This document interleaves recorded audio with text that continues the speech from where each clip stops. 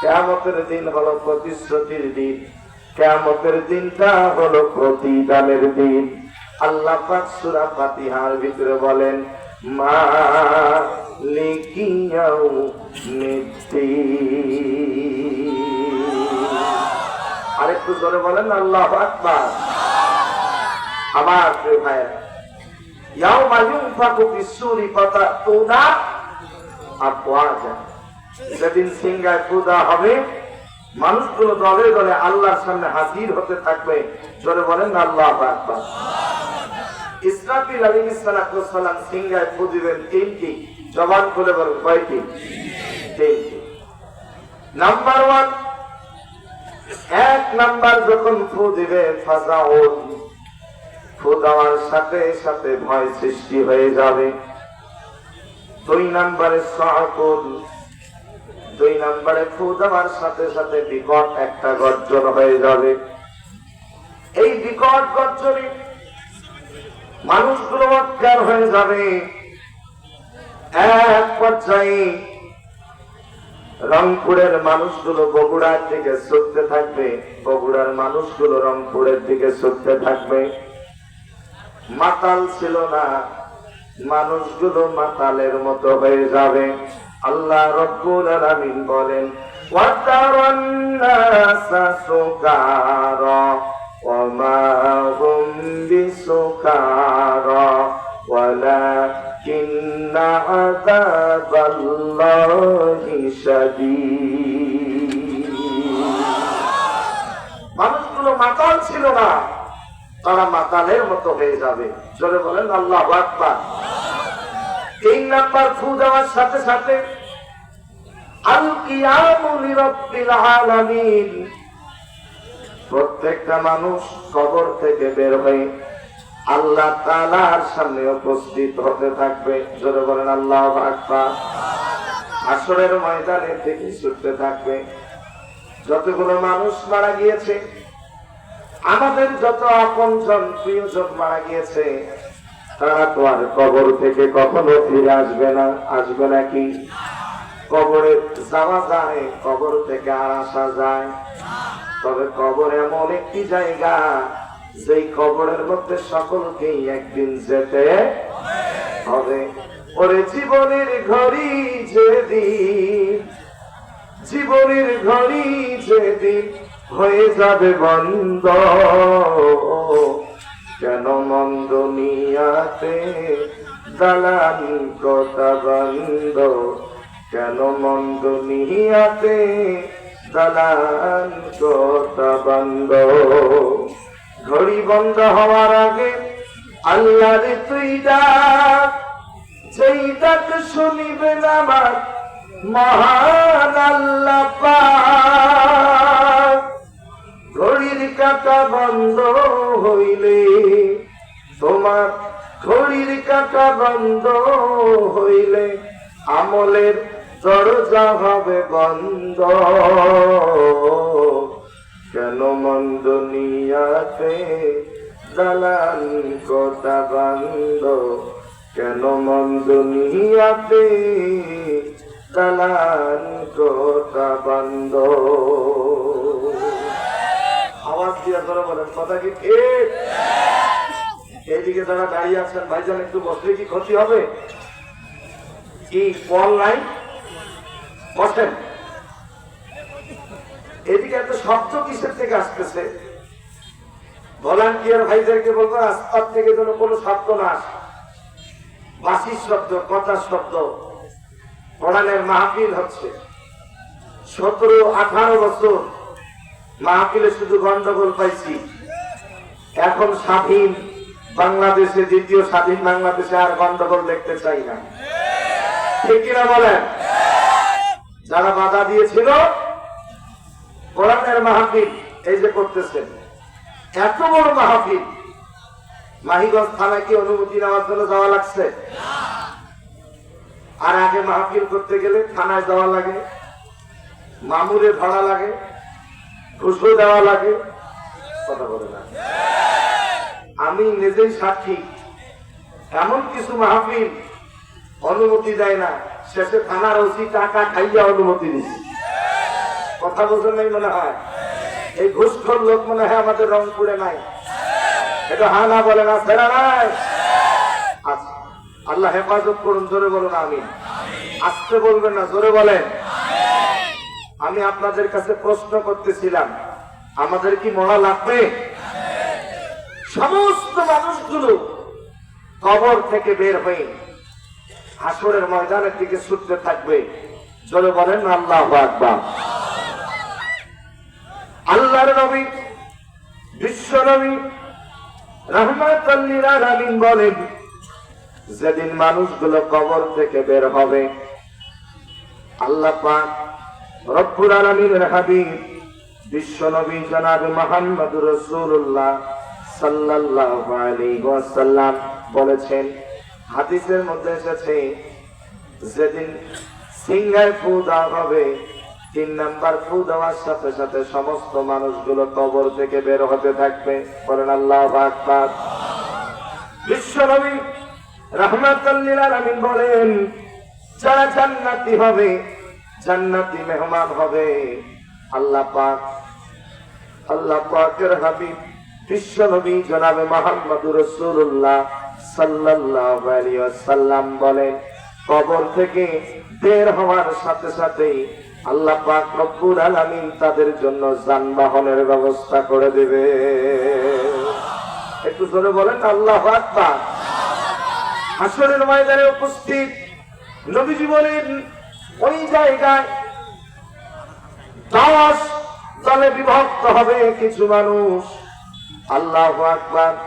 কিছু কিছু মানুষের আকৃতি হবে বানরের মতো, কিছু কিছু মানুষের আকৃতি হবে শূকরের মতো, কিছু কিছু মানুষের আকৃতি হবে মাথাগুলো থাকবে নিচে, পা গুলো থাকবে পড়ে। জাহান্নামের ফেরেশতা টেনে হিঁচড়ে তাকে জাহান্নামে নিয়ে যাবে। নাউজুবিল্লাহ বলেন। তবে হ্যাঁ, আমরা যারা রাসূলকে ভালোবেসে এখানে এসেছি, রাসূলকে যদি আমরা আদর্শ হিসাবে গ্রহণ করতে পারি, আল্লাহ পাক বলেন, লাকাদ কানা লাকুম ফি রাসূলিল্লাহি উসওয়াতুন হাসানাহ। জোরে বলেন আল্লাহু আকবার। রাসূলকে যদি আমরা মডেল হিসাবে গ্রহণ করতে পারি, আল্লাহর নবী রাহমাতুল লিল আলামিন অবশ্যই আপনাকে আমাকে শাফাআত করে আল্লাহর জান্নাতে নিয়ে যাবে। আরেকটু জোরে বলবেন না? নবীর ভালোবাসা আমাদের অন্তরে আছে না নাই? আসতে বলবেন না, জোরে বলবেন আছে না নাই? সাকিব খানের জন্য যুবকরা কাঁদে, সাকিব আল হাসান তার জন্য কান্না করে যে সাকিব আল হাসান আসুক, ক্রিকেট খেলুক। সাকিব আল হাসানের জন্য কান্না করে, কিন্তু আমার নবীর জন্য কেউ কান্না করে না।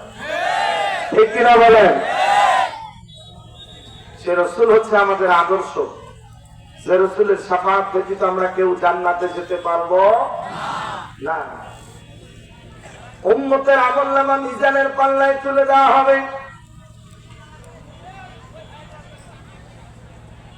গুনাহ গুলো যেই দিকে থাকবে সেই দিকে ভারী হয়ে যাবে, নেকির পাল্লা হালকা হয়ে যাবে, বদির পাল্লা ভারী হয়ে যাবে। জাহান্নামের ফেরেশতারা টেনে হিঁচড়ে জাহান্নামের দিকে নিয়ে যেতে শুরু করবে। এমত অবস্থায় বিশ্ব নবীজি গিয়া বলবেন, ও আল্লাহর ফেরেশতারা, আমার গুনাহগার উম্মতকে কোথায় নিয়ে যাও? জাহান্নামে। কেন? নেকির পাল্লা হালকা, বদির পাল্লা ভারী।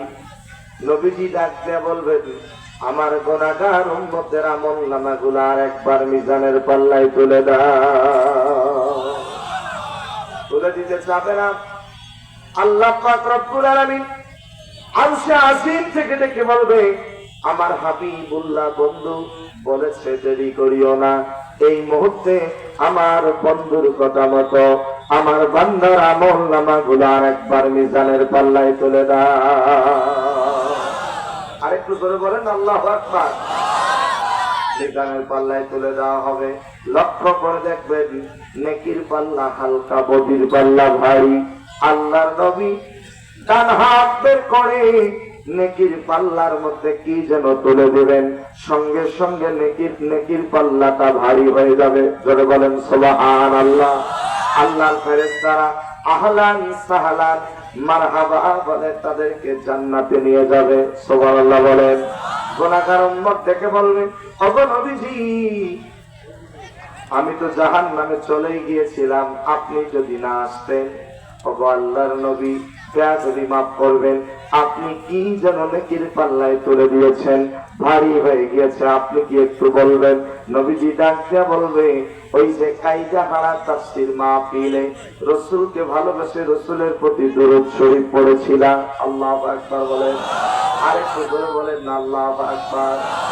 রাসূলের প্রতি মহব্বত হয়ে গিয়েছিল সেই রাসূল আল্লাহু আকবার ইসলামী রাষ্ট্র গঠন করতে গিয়ে নির্যাতন জুলুম অত্যাচারের শিকার হয়েছে।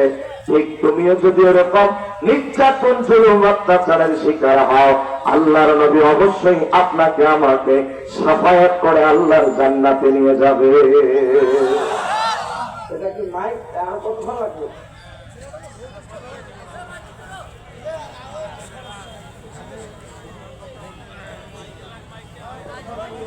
এত বড় মাহফিল প্যান্ডেল না হলেও চলে।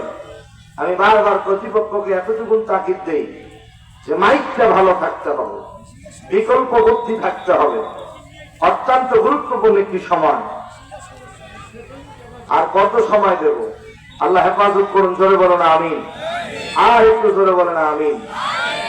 মিনাল জিন্নাতি ওয়ান নাস। শয়তান দুই প্রকার, একটি মানুষ শয়তান আর একটি জিন শয়তান। মানুষ শয়তান কিছু পালায় গেলেও তাদের উত্তরসূরিরা কিন্তু এখনো আছে। কথা বলে না, কথা বলে না।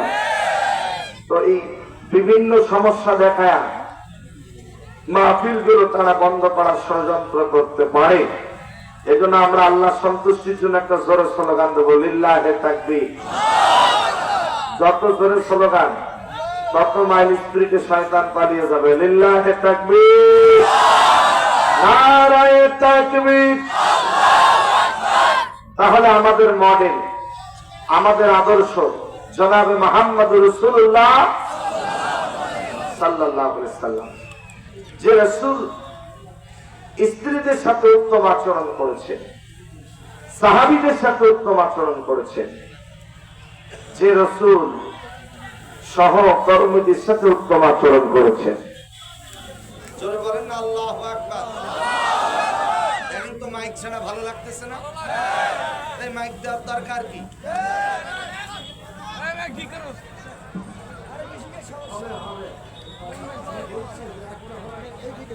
আচ্ছা, না না, ওনাদের সমস্যা আছে, অনেক বড় সমস্যা।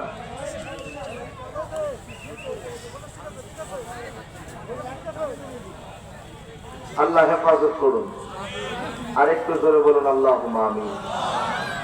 সম্মানিত ভাইরা, রাসূলুল্লাহ সাল্লাল্লাহু আলাইহি ওয়াসাল্লাম তিনি সাহাবীদের সাথে উত্তম আচরণ করেছেন।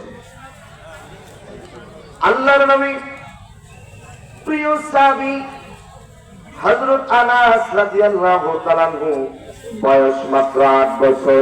কয় বছর? 8 বছর। নবীজি কাছে হযরত আনাসের মা আনাসকে নিয়ে এসেছে। ডাক দিয়ে বলে, নবী গো, আজকে থেকে আমার আনাসকে আপনার খাদেম হিসাবে আপনি বানায় নেন। আল্লাহর নবী বলেন, ও আনাসের মা, এত ছোট্ট মানুষ আমার কি খাদেমের দায়িত্ব পালন করবে? অতএব তুমি তোমার সন্তানকে নিয়ে যাও।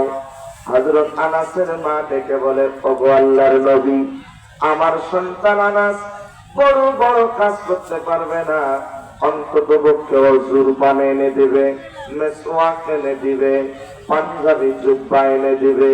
হযরত আনাসের মায়ের কথা শুনে নবীজি খুশি হয়ে গেলেন। সঙ্গে সঙ্গে ডাক দিয়ে বলেন, আনাসের মা, তুমি তোমার সন্তানকে রেখে যাও, আজকে থেকে তোমার সন্তান আনাসকে আমার খাদেম বানিয়ে দিলাম। একটু জোরে বলেন আল্লাহু আকবার। আমার ভাইয়েরা, খুব মনোযোগ দিয়ে শুনতে হবে। আল্লাহর নবী রাহমাতাল লিল আলামিন হযরত আনাস রাদিয়াল্লাহু তাআলা কে ডাক দিয়া বলে, আনাস তুমি আমার শাম দেশের জুব্বাটা নিয়ে এসো। নবীজি শাম দেশের জুব্বা বেশি বেশি পড়তেন, পছন্দ করতেন। হযরত আনাস জুব্বা আনতে গেছে। মদিনার মাঠের মধ্যে ছোট ছোট বাচ্চাদের খেলার দৃশ্য দেখে জুব্বা আনতে ভুলে গেছে। আল্লাহর নবী কিছুক্ষণ পরে ঘর থেকে বের হয়ে গিয়ে দেখে হযরত আনাস ছোট ছোট বাচ্চাদের খেলার দৃশ্য দেখতেছে। আল্লাহর নবী হযরত আনাসের দিকে তাকায়া মুস্কি একটা হেসে দিলেন। মুস্কি হেসে দেওয়ার সঙ্গে সঙ্গে হযরত আনাসের মনে পড়ে গেছে, নবীজি আমাকে জুব্বা আনতে বলেছে, আমি তো জুব্বা আনতে ভুলে গিয়েছি। দৌড়ে গিয়ে জুব্বা এনে নবীজির হাতে দিয়েছে। হযরত আনাস বলেন, পরবর্তীতে আমি যতদিন পর্যন্ত নবীজির খেদমত করার সুযোগ পেয়েছি, ওই দিন নবীজি আমাকে মুস্কি হাসি দিয়া যে শাসন করেছিল, এই মুস্কি হাসির শাসন আমাকে পরবর্তীতে সারা জীবন মনে রেখেছে। একটু করে বলেন না আল্লাহু আকবার। নবীজি সাহাবীদের সাথে, খাদেমের সাথে উত্তম আচরণ করেছেন। জোরে বলেন না সুবহানাল্লাহ। আর আমাদের অধীনস্থ কোন কর্মচারী যদি থাকে, যদি ছোটখাটো ভুল করে, আমরা প্রচন্ড রাগান্বিত হই। কথা বলেন, কথা ঠিক কিনা? নবীজি শাসন করেছেন মুস্কি হাসি দিয়া, মাঝে মাঝে সুন্দর রসিকতা দিয়েও। আল্লাহ নবীজি সাহাবীদের সাথে মাঝে মাঝে রসিকতাও করতেন। আল্লাহর নবী সাহাবীদেরকে নিয়ে খেজুর খাচ্ছে। আল্লাহ নবীর পাশে বসেছেন নবীজির জামাতা হযরত আলী। জোরে বলেন আল্লাহু আকবার। হযরত আলী রাদিয়াল্লাহু তাআলা আনহু নবীজির পাশে বসে খেজুর খাচ্ছে। অন্যান্য সাহাবীরা খেজুর খায়, আটিগুলো বিচিগুলো সবাই সামনে রাখে। বিশ্ব নবীজি খেজুর খায়, আটিগুলো নবীর সামনে না রেখে হযরত আলীর সামনে রাখেন।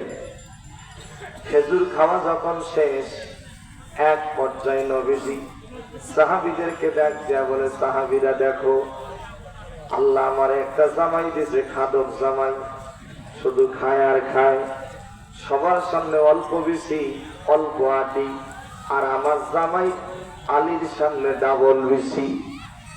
হযরত আলী ডাক দেয়া বলে, নবীজি আমি এতক্ষণ থেকে খেয়েছি, আটিগুলো বিচিগুলো সামনে রেখেছি, আপনি তো আমার থেকেও বড় খাদক, আপনি এতক্ষণ থেকে খেজুর খেয়েছেন, সামনে একটা বিচি আটিও নাই, আপনি আটি সহ খেয়েছেন। সুবহানাল্লাহ বলেন, আর একটু জোরে বলেন। নবীজি আমার কত সুন্দর সাহাবীদের সাথে রসিকতা করেছেন। ওই রাসূল হচ্ছে আমাদের মডেল, ওই রাসূল হচ্ছে আমাদের আদর্শ। আমার যুবক ভাইরা একটু দিলের কান দিয়া, মনের কান দিয়া শুনতে হবে, যে নবীর শাফাআত ব্যতীত কেউ জান্নাতে যেতে পারবো না, ওই নবী স্ত্রীদের সাথে কেমন আচরণ করেছিলেন। কিতাবের মধ্যে এসেছে আল্লাহর নবীর 11 জন স্ত্রী ছিল, 2 জন দাসী। নবীজির স্ত্রীদের মাঝে একদিন ঝগড়া লেগেছে। ডাক দিয়া বলে, আমি নবীজিকে ভালোবাসি, আর একজন বলে, না আমি নবীজিকে বেশি ভালোবাসি। ঝগড়া লেগে গেছে। এক পর্যায়ে আল্লাহর নবী যখন বাড়িতে চলে আসে, নবীজির স্ত্রীগণ ডাক দিয়া বলে, আল্লাহর নবী আপনি আপনার কোন স্ত্রীকে বেশি ভালোবাসেন, এই মুহূর্তে ফয়সালা দেন, উত্তর দেন।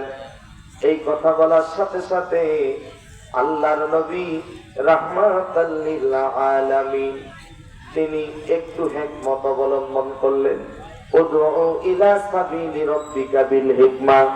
নবীজি হিকমত অবলম্বন করে ডাক দিয়া বলে, ও আমার স্ত্রীগণ শোনো, আমি আমার কোন স্ত্রীকে বেশি ভালোবাসি, এই ফয়সালা, এই উত্তর আমি এখন দেব না, আগামীকাল সকালবেলা দেব। এই কথা বলে নবীজি সেখান থেকে চলে গেলেন। রাত যখন গভীর হয়ে গেল, আল্লাহর নবী একটা খেজুরের পোটলা হাতের মধ্যে নিয়েছে, প্রত্যেকটা স্ত্রীর ঘরে গিয়েছে, দুটো করে খেজুর দিয়েছে।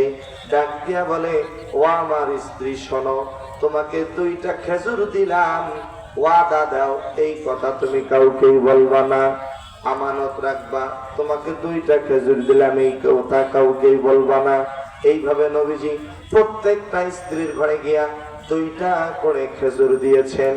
পরদিন সকাল হয়ে গেছে, নবীজির স্ত্রীগণ উপস্থিত, না জানি নবীজি কোন স্ত্রীর কথা বলে।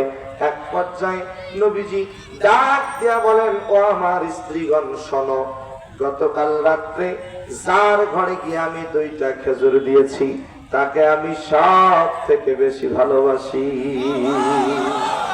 আরেকটু জোরে বলেন আল্লাহু আকবার। খেজুর দিছে একজনকে না সবাইকে? একটা করে না 2টা করে? সবাই মাথা নিচু করে মুস্কি মুস্কি হাসে। জোরে বলেন না আল্লাহু আকবার। আমার প্রিয় ভাইরা, নবীজি সন্তান হিসাবে কেমন ছিলেন? জন্মের পূর্বেই বাবাকে হারিয়েছে, জন্মের কিছুদিন পরে গর্ভধারিণী মাকে হারিয়েছে। নবীজি একদিন খেলতে গিয়ে চোখের পানি ছেড়ে দিয়ে কাঁদে, মাঠ থেকে আর বাড়িতে ফিরে আসে না। বিকাল হয়ে যায়, এক পর্যায়ে আল্লাহর নবী রাহমাতাল লিল আলামিনের মা আমিনা গিয়ে দেখেন বিশ্ব নবীজি মাঠের কোণে বসে কান্না করে। ডাক দিয়া বলে, বাবা কান্না করো কেন? নবীজি ডাক দিয়া বলেন, প্রত্যেকদিন বিকাল বেলা প্রত্যেকটা সন্তানের বাবা আসে তার সন্তানকে নিয়ে যায়, ও মা আমার বাবা কোথায়? এই কথা বলার সাথে সাথে যখন জেদ ধরেছে, মা যতক্ষণ পর্যন্ত বাবারে দেখবো না ততক্ষণ পর্যন্ত বাড়িতে যাব না। এইভাবে যখন বলতেছিল, মা আমিনা ডাক দিয়া বলে, বাবা মোহাম্মদ আগামীকালকে আমি তোমার বাবার কাছে তোমাকে নিয়ে যাব।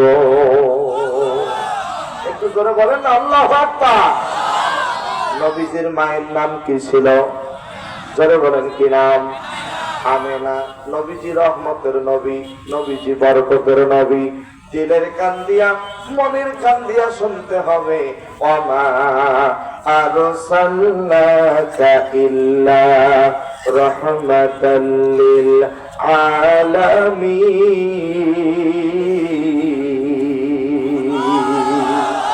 আরেকটু জোরে বলবেন আল্লাহু আকবার। নবীজি হচ্ছে রহমতের নবী। কেমন রহমতের নবী? নবীজির মা আমেনা বলেন, আমার সন্তান মোহাম্মদ যখন আমার গর্ভে চলে এসেছে, প্রচন্ড রোদের মধ্যে বের হলাম, লক্ষ্য করে দেখি আমি আমেনার মাথার উপরে আসমান থেকে কে যেন ছায়া বর্ষণ করে। আরেকটু করে বলেন। শুধু কি তাই? পাথরের মধ্যে পা রাখার সঙ্গে সঙ্গে লক্ষ্য করে দেখি পাথরগুলো পর্যন্ত মোমের মতো গলে যাচ্ছে। কাটার মধ্যে পা রাখার সাথে সাথে লক্ষ্য করে দেখি কাটাগুলো পর্যন্ত ফুলের বিছানা হয়ে যাচ্ছে। একটু জোরে বলবেন না আল্লাহু আকবার। আমরা সেই নবীকে ভালোবাসি। আসতে বলবেন না, জোরে বলেন, জোরে বলেন না ইনশাআল্লাহ।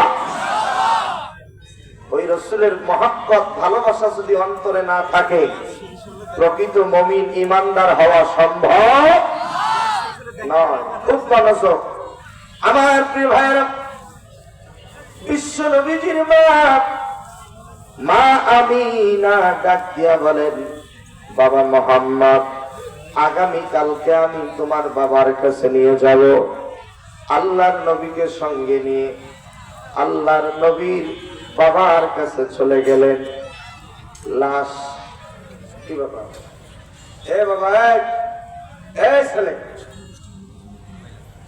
প্লিজ বসো। না না ঠিক আছে, মাইক যেমন ওয়াজও হবে তেমন।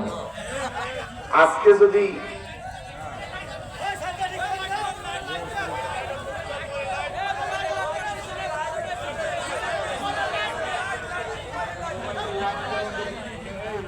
ও মোবাইলের লাইট ওরে ভাই যেভাবে দাঁড়াইছেন না জানি আরো জানি কি হয়েছে।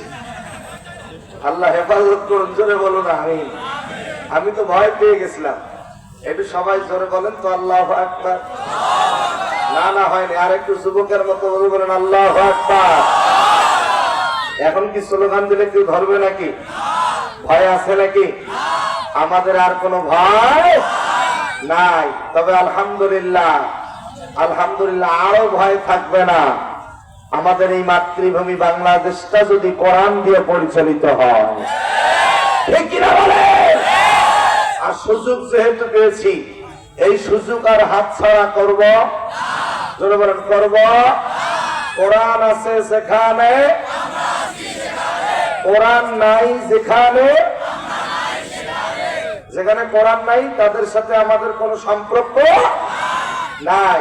আমার প্রিয় যুবক ভাইরা, একটু মনোযোগ দিয়ে শুনতে হবে।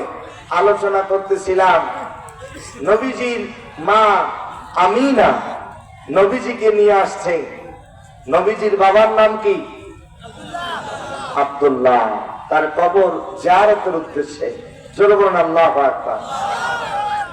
আমাদেরও অনেকে এখানে উপস্থিত আছি যে জন্মের আগেই অনেকেই বাবাকে হারিয়েছে, আবার জন্মের পরে অনেকেই মাকে হারিয়েছে।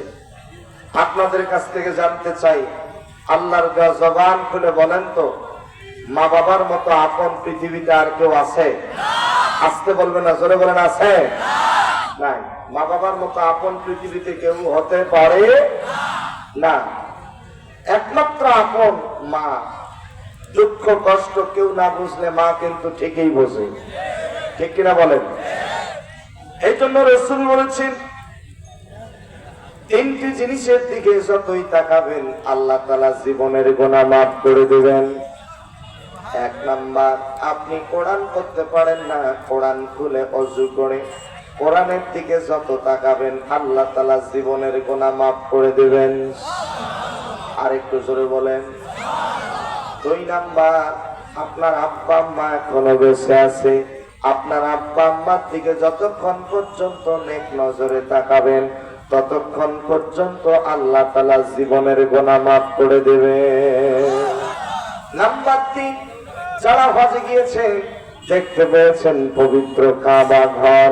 নবীজি বলেছেন, কেউ যদি কাবা ঘরের দিকে তাকায়া থাকে, কিছু বলুক আর না বলুক, যতক্ষণ পর্যন্ত কাবার দিকে তাকাবে ততক্ষণ পর্যন্ত আল্লাহ তাআলা জীবনের গুনাহ মাফ করে দেবে। একটু জোরে বলেন না আল্লাহু আকবার। এই জন্য আজকের এই মাহফিলে অনেক যুবক, অনেক তরুণ এখানে ছুটে এসেছে।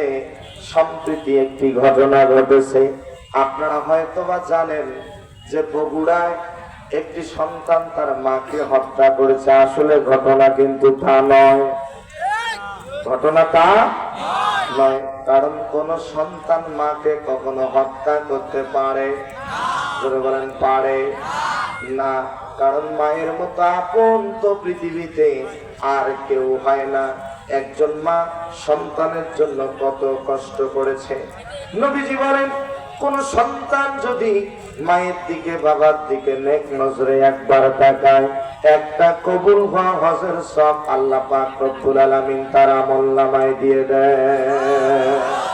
একজন সাহাবী প্রশ্ন করেছেন, ওগো আল্লাহর নবী, কোন সন্তান যদি তার মায়ের দিকে বাবার দিকে 100 বার তাকায় তাহলে কি হবে? নবীজি বলেন, 100 বার যদি নেক নজরে তাকায় 100 কবুল হওয়া হজের সব আল্লাহ পাক রব্বুল আলামিন তার আমলনামায় দিয়ে দেয়। আরেকটু জোরে বলেন না সুবহানাল্লাহ। আপনি ইসলামী আন্দোলন করেন, আপনি কোরআনের পক্ষে কথা বলছেন, ইসলামী রাষ্ট্র গঠন হোক এই স্লোগান আপনি দিচ্ছেন, কিন্তু আপনি আপনার মা বাবাকে কষ্ট দিচ্ছেন, আপনার মা বাবাকে খেতে দিচ্ছেন না, আপনার মা বাবা অন্যের দুয়ারে দুয়ারে ঘুরছে, আপনি আপনার মা বাবাকে কষ্ট দিচ্ছেন। ওই ইসলামী আন্দোলন করার আপনার কোনোই প্রয়োজন নাই, ঠিক কিনা বলেন? মা বাবার খেদমত করার দরকার। জবান খুলে বলেন আছে না নাই? আসতে বলবেন না, জোরে বলেন আছে না নাই? মা বাবার খেদমত করতে হবে। আল্লাহ রাব্বুল আলামিন বলেন, ওয়াকাদা রাব্বুকা আল্লা তা'বুদু ইল্লা ইয়্যাহু ওয়া বিল ওয়ালিদাইনি ইহসানা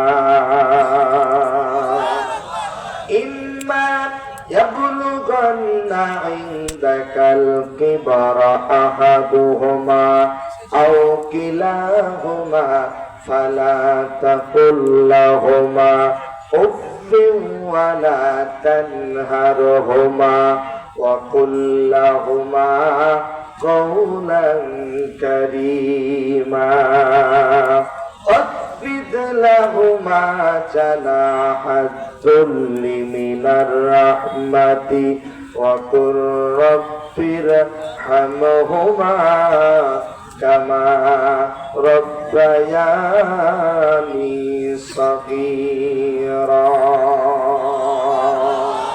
আরেকটু জোরে বলেন আল্লাহু আকবার। আল্লাহ তাআলা বলেন মা বাবার সাথে ও শব্দটা পর্যন্ত বলিও না, মা বাবাকে ধমক দিয়ে কথা বলিও না, মা বাবার সাথে ইহসান করো, মা বাবার সাথে উত্তম আচরণ করো। যে মা 9 মাস 10 দিন 10 মাস 10 দিন গর্ভে ধারণ করেছেন, প্রসবের সময় কতই না কষ্ট করেছেন, ওই মায়ের বুকের স্তন থেকে প্রায় 7.5 মনের মতো দুধ পান করেছি। এক ফোঁটা দুধের ঋণ জীবনেও কোনোদিন পরিশোধ করতে পারিনি, পারবো না। আজকের এই মাহফিলে আমি আপনাদের হাতগুলো দেখতে চাই, যাদের আব্বা দুনিয়াতে বেঁচে নাই, যাদের মা দুনিয়াতে বেঁচে নাই। আমার আব্বা নাই, আমি হাত তুলেছি, কার বাবা নাই, একটু হাতগুলো তুলে দেখাবেন। আল্লাহ, আমরা বাবা হারা সন্তান যারা হাত তুলেছি, আজকের এই মাহফিলের উসিলায় আমাদের বাবার কবরের আযাব মাফ করে দাও, আমিন বলেন। আরেকটু জোরে বলেন আমিন। হাত নামান। মা কার মারা গিয়েছে একটু হাতগুলো তুলে দেখাবেন। আল্লাহর ফেরেশতারা ভিডিও করতেছে। রব্বুল আলামিন আল্লাহ তাআলা তোমার কুদরতি নজর দিয়ে তাকিয়ে দেখো, যাদের মা নাই হাত তুলেছে, আল্লাহ আজকের এই মাহফিলের উসিলায় মায়ের কবরের আযাব মাফ করে দাও, মায়ের কবরগুলোকে জান্নাতের বাগান বানিয়ে দাও। আওয়াজ দিয়ে জোরে বলেন আল্লাহুম্মা আমিন। হাত নামান। এবার আমি একটা হাত দেখতে চাই যাদের মাও নাই বাবাও নাই। কারা কারা আছেন একটু হাত তুলবেন। যাদের মাও নাই বাবাও নাই, মা হারা বাবা হারা। আহারে আমার প্রিয় গোলাম মুস্তাফা ভাই, তার বাবাও নাই মাও নাই, অনেকে হাত তুলেছে। আল্লাহ আজকের এই মাহফিলের উসিলায় মা বাবার কবরের আযাব মাফ করে দাও, বলেন আমিন। আরেকটু জোরে বলেন আমিন। আমি আপনাদের কাছ থেকে জানতে চাই, জবান খুলে বলেন তো, মা বাবার জন্য দোয়া করার দরকার আছে না নাই? আস্তে বলবেন না, জোরে বলেন। মা বাবার জন্য অবশ্যই আমরা দোয়া করব। আপনারা জানেন আলহামদুলিল্লাহ, মাইক ঠিক হইতে হইতে প্রায় যতটুকু সময় লাগছে, আমার সময় মাইক ঠিক করতে গেছে। প্রধান মেহমান আসতে যেন, তিনি আসলে যেন ভালোভাবে কথা বলতে পারে, তাহলে আমরা আলহামদুলিল্লাহ বলেন। আলহামদুলিল্লাহ। আরেকটু জোরে বলেন। এখন কিছুটা ঠিকের দিকে আসতেছে, কিছুক্ষণ পরে আরো ঠিক হবে, বলেন ইনশাআল্লাহ। আরেকটু জোরে বলেন আলহামদুলিল্লাহ। আপনারা জানেন আজকের এই মাহফিলটা হলো মসজিদের উন্নয়ন কল্পে। কিসের উন্নয়ন কল্পে? মসজিদের উন্নয়ন কল্পে। রাসূল বলেছেন, দুনিয়াতে যে একটা মসজিদ তৈরি করবে, আল্লাহ পাক বেহেশতের মধ্যে তার জন্য নিজ হাতে একটা ঘর তৈরি করবেন। আরেকটু জোরে বলবেন না? আরেকটু জোরে বলেন। মসজিদে আযান দেওয়া হয়, কি দেওয়া হয়? আযান দেয় না? হাইয়া আলাস সালাহ, আসো কিসের দিকে? নামাজের দিকে। হাইয়া আলাল ফালাহ, আসো কিসের দিকে? কল্যাণের দিকে। এই মসজিদ নাকি? সামনে যে মসজিদ, এই যে? আচ্ছা আচ্ছা, কত সুন্দর মসজিদ হচ্ছে, আলহামদুলিল্লাহ বলবেন না? আরেকটু জোরে বলেন। আল্লাহ পাক যেন মসজিদের অসমাপ্ত কাজগুলি সমাপ্ত করার তৌফিক দান করেন। আরেকটু জোরে বলেন। এই মসজিদে যারা সার্বিকভাবে সহযোগিতা করেছে, তাদের জন্য দোয়া করি আল্লাহ পাক তাদের সবার দানগুলোকে কবুল করুন। অত্র মসজিদ জান্নাতে যাওয়ার মাধ্যম হিসেবে কবুল করুন। সম্মানিত ভাইয়েরা আমার, এই মসজিদে একদিন অ্যালাউন্স দেওয়া হবে যে অমুক আর দুনিয়াতে বেঁচে নাই। ফজরের নামাজ, এখন তো এশার নামাজ হয়ে গেছে, ফজরের নামাজ মসজিদে হবে, সুন্দর সুন্দর মসজিদ, কিন্তু ফজরের নামাজের সময় 2-4-5 জন মুসল্লি ছাড়া মুসল্লি খুঁজে পাওয়া যায় না, ঠিক কিনা বলেন? এই যে আজকে মাহফিল শুনতে আসছেন, কোরআন শিক্ষা অর্জন করা ফরজ। মাহফিলে যে আপনার বসে থাকতে হবে এটা কিন্তু ফরজ না, কিন্তু ফজরের নামাজ জামাতের সাথে পড়া কি ফরজ। অনেকে রাত 1টা-2টা পর্যন্ত ওয়াজ শোনে আর ফজরের নামাজের সময় ঘুম পাড়ে, এরকম কিছু মুসল্লি আছে না নাই? কেমন করে ঘুমাও তুমি, কেমন করে ঘুমাও তুমি ফজর পড়ে কাজা, তেমন তো হতে পারে জোহরে জানাজা তোমার, তেমন তো হতে পারে জোহরে জানাজা।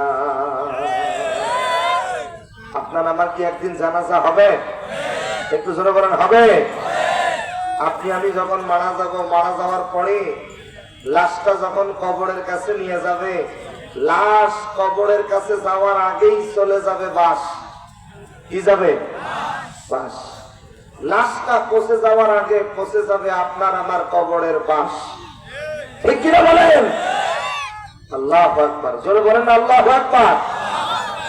আপনি আমি বেঁচে আছি, মারা যাওয়ার সাথে সাথেই 6 দিন পর আপনার এই নখগুলো অটোমেটিক খসে যাবে, 9 দিন পরে চুলগুলো থাকবে না, এরপরে 17 দিন পরে পেট ফেটে যাবে, 90 দিন পরে আপনার শরীরে যতগুলো হাড় আছে সব হাড়গুলো আলাদা হয়ে যাবে। আল্লাহু আকবার বলেন।